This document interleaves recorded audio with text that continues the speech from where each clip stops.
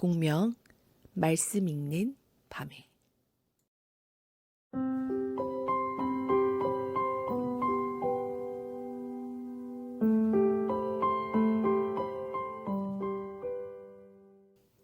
샬롬을 전합니다. 공명 말씀 읽는 밤의 지기 백흥령 목사입니다. 며칠 전 쳇보 가게 한 손님이 진달래꽃을 화병에 담아 선물을 주셨는데요. 꽃봉오리만 있던 진달래꽃이 어제 보니 어느새 만개에 있더라고요. 그러면서 생각해 봤습니다. 꽃이 만개할 때도 정말 아름다웠지만 그 전에 꽃봉오리가 있는 그대로의 모습도 사실 아름다웠거든요. 어떻게 보면 우리의 삶이 어떤 모든 상황들이 다 아름다움이 있지 않았을까? 그 아름다움이 있음을 발견해 나가는 것이 은혜이고 우리의 신앙의 삶의 모습이 아닐까 싶었습니다. 오늘 하루의 순간 또 어려웠던 그 상황도 우리에게 아름다움이 있음을 우리가 볼 수 있는 눈을 가졌으면 좋겠습니다. 지난주에는 진정한 이웃이 누구인지를 예수님이 비유를 통해서 가르쳐 주셨었죠. 오늘은 예수님께서 비유가 아니라 실제 삶을 통해 가르쳐 주셨습니다. 예수님은 누구를 만나셨을까요? 누구를 이웃으로 바라보셨을까요? 이제 공명 말씀 읽는 밤에 시작해 보겠습니다.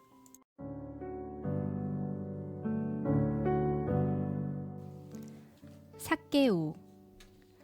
예수님과 제자들이 여리고성을 지나실 때였단다. 여리고에 사는 많은 사람이 예수님이 여리고에 오신다는 소식을 듣고 기뻐했지. 사람들은 예수님이 죽은 사람도 살리셨다는 소식과 수많은 기적을 일으키셨다는 소문을 들었거든. 이스라엘 사람들은 예수님이 그들을 구원할 구주라고 조금씩 믿기 시작했단다. 그래서 예수님을 보기 위해 길거리에 모여들었지. 그 중에 삭개오라는 사람이 있었어. 그 사람은 누구보다도 예수님을 꼭 만나고 싶어 했단다. 그런데 여리고 사람들은 삭개오를 무척이나 싫어하고 무시했어. 왜냐하면 삭개오의 직업은 세리였거든. 대체 세리가 무슨 일을 하는 사람이길래 사람들이 그토록 싫어했을까? 세리란 이스라엘 사람들에게 세금을 받아 로마 황궁에 바치는 일을 하는 이스라엘 사람이었어. 속상하게도 이스라엘은 힘이 센 로마의 지배를 받고 있었기 때문에 어쩔 수 없이 로마에 세금을 내야 했단다. 그런데 세리들은 로마 황궁에 바쳐야 할 세금보다 더 많은 돈을 거둘 때가 많았어. 그래서 이스라엘 사람들은 자기들의 돈을 강제로 걷어가는 세리를 보며 죄가 많다고 생각했단다. 그래서 업신여기고 상대하지 않았지. 삭개오는 세리 일을 하면서 돈을 아주 많이 벌었단다. 그는 굉장한 부자였어. 하지만 마음을 나눌 친구가 없어서 항상 외로웠단다.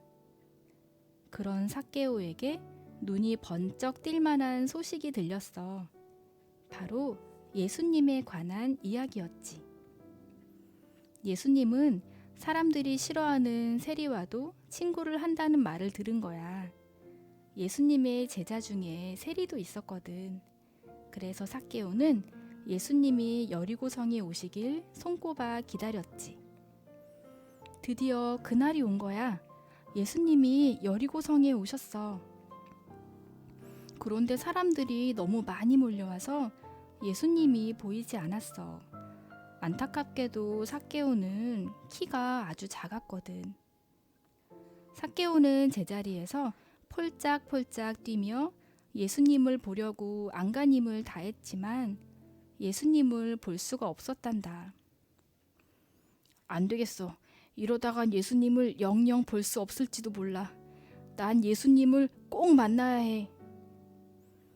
마음이 다급해진 삭개오는 고개를 높이 들고 주변을 살펴보았지. 그의 눈에 커다란 뽕나무가 들어왔단다. 그래, 저 나무 위로 올라가는 거야. 저기서는 예수님이 보일 거야. 삭개오는 서둘러 뽕나무 위로 올라갔단다. 드디어 삭개오 눈에 예수님이 보였어. 예수님이다.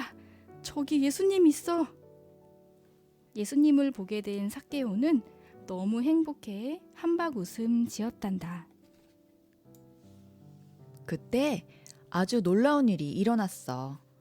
제자들과 함께 걸어가던 예수님이 고개를 들고 뽕나무 위에 있는 삭개오를 바라보신 거야.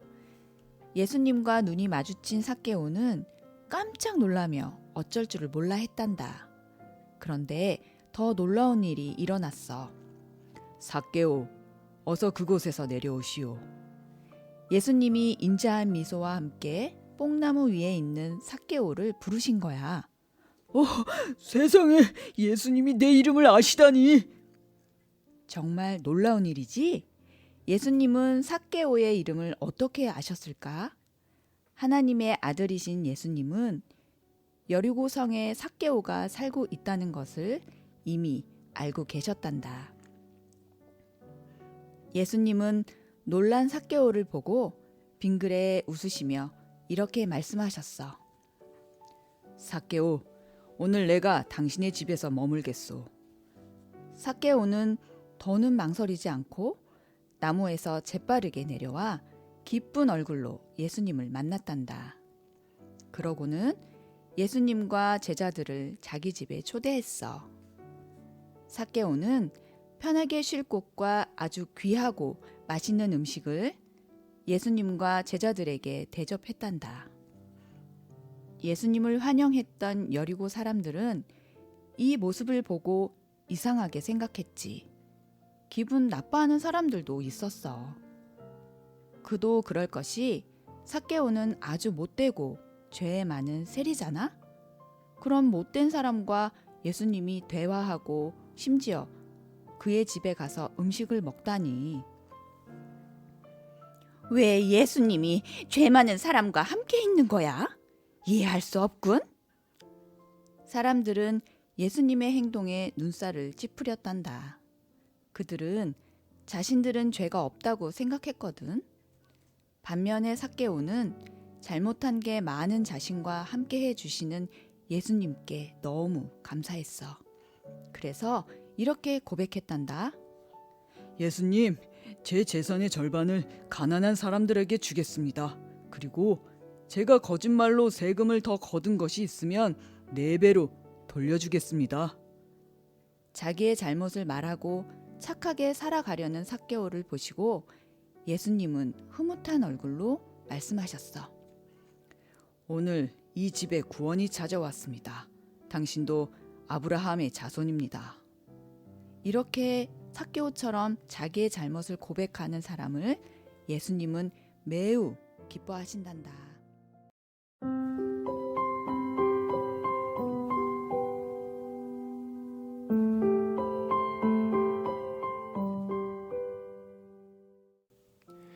삭개오 이야기 잘 들으셨나요? 오늘도 함께 생각할 질문을 드리겠습니다. 첫 번째, 삭개오는 어떤 일을 하는 사람이었나요? 두 번째, 예수님은 왜 삭개오를 부르셨을까요?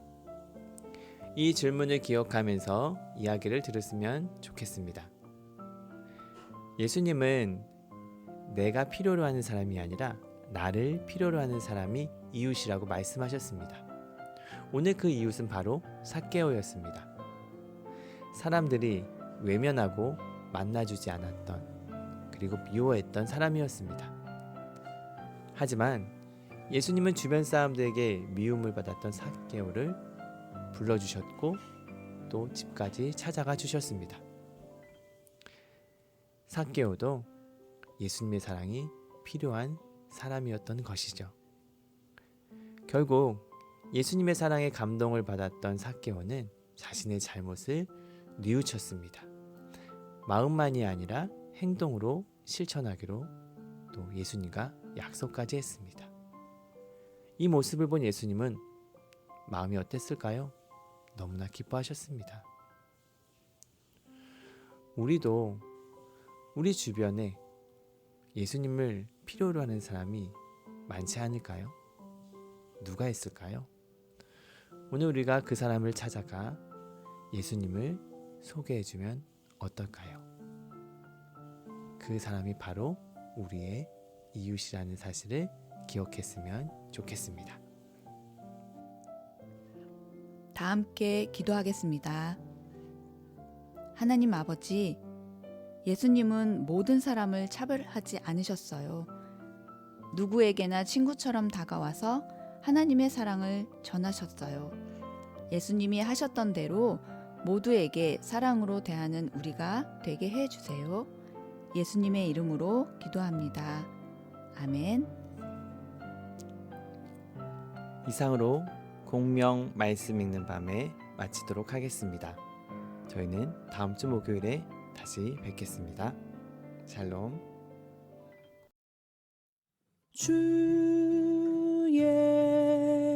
말씀은 내 발의 등이요 내 길의 빛이니라.